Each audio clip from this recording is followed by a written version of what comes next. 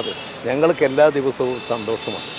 എല്ലാവർക്കും എല്ലാ ദിവസവും സന്തോഷമുണ്ടാകണമെന്നാണ് ഞങ്ങൾ ആഗ്രഹിക്കുന്നത്. ഞങ്ങൾ അതിനു വേണ്ടിയ ജീവിതം അർപ്പിച്ച് പ്രവർത്തിക്കുന്നു. ഈ സിനിമാ വകുപ്പ് ഗണേഷ് കുമാർ ആവശ്യപ്പെട്ടിട്ടുണ്ട്. എങ്ങനെ അവന് സാധ്യത ഏത് വകുപ്പും ആർക്കും ആവശ്യപ്പെടാം. പക്ഷേ വകുപ്പ് നിശ്ചയിക്കപ്പെടേണ്ടത് മുഖ്യമന്ത്രിയാണ്. അത് ഞങ്ങളുടെ ഇടതുപക്ഷ മുന്നണിയുടെ അധികാരപരിധിപ്പെടേണ്ടതല്ല. അത് മുഖ്യമന്ത്രി എല്ലാ കാര്യങ്ങളും പരിശോധിച്ചുകൊണ്ട് നിശ്ചയിക്കും. അല്ല, ഈ സിനിമ ഇപ്പോൾ അങ്ങനെ വകുപ്പില്ല, സാംസ്കാരിക വകുപ്പ് ഉപയോഗിക്കേണ്ടി വരില്ലേ? അല്ല, ആർക്കും എന്തും ആഗ്രഹിക്കാനും ചിന്തിക്കാനും പറയാനും അവകാശമില്ല. നമ്മളെന്തിനാ അതിൻ്റെ അകത്ത് കിടക്കുന്നു? ആഗ്രഹത്തിന് ടാക്സ് ഇല്ലേ? ടാക്സ് ഇല്ല.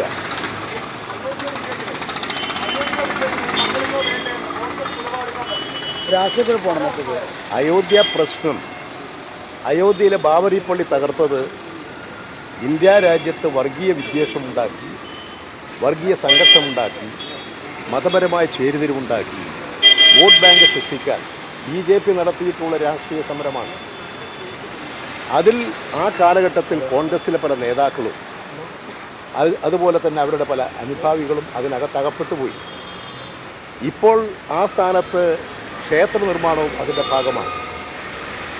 ഇതിൻ്റെയൊക്കെ നേട്ടമാണ് ഇപ്പോൾ BJP കൊയ്തുകൊണ്ടിരിക്കുന്നത്. ഇത് മനസ്സിലാക്കി മതനിരപേക്ഷ രാഷ്ട്രമാണ് ഇന്ത്യ. മതനിരപേക്ഷ രാഷ്ട്രമെന്ന് പറയുമ്പോൾ മതത്തിൻ്റെ വഴിക്ക്, വിശ്വാസത്തിൻ്റെ വഴിക്ക്, രാഷ്ട്രീയം രാഷ്ട്രീയത്തിൻ്റെ വഴിക്ക്. രാഷ്ട്രീയം മതത്തിലോ മതം രാഷ്ട്രീയത്തിലോ ഇടപെടാൻ പാടില്ല. ഒരാളുടെ വിശ്വാസത്തിലും രാഷ്ട്രീയം ഇടപെടാൻ പാടില്ല. അതാണ് മതനിരപേക്ഷതയുടെ മൂല്യം. എന്നാൽ ഇവിടെ മതത്തെ ദുർവ്യാഖ്യാനം ചെയ്ത്, ദുരുപയോഗം ചെയ്ത്, രാഷ്ട്രീയമായി കൂട്ടിക്കുഴച്ച് വർഗീയത, വിദ്വേഷം സൃഷ്ടിച്ചെടുത്ത് അതിൽ നിന്ന് നേട്ടം കൊയ്യാനാണ് BJP ശ്രമിക്കുന്നത്.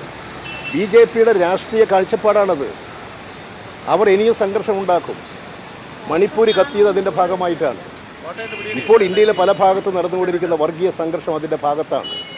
BJP അധികാരത്തിൽ വന്നത് മുതൽ അവർ നടപ്പിലാക്കിക്കൊണ്ടിരിക്കുന്ന ഓരോ നയമെടുത്ത് നോക്കിയാലും ഈ വർഗീയ വിദ്വേഷം സൃഷ്ടിക്കാനുള്ളതാണ്, ഏത് ബില്ലായാലും.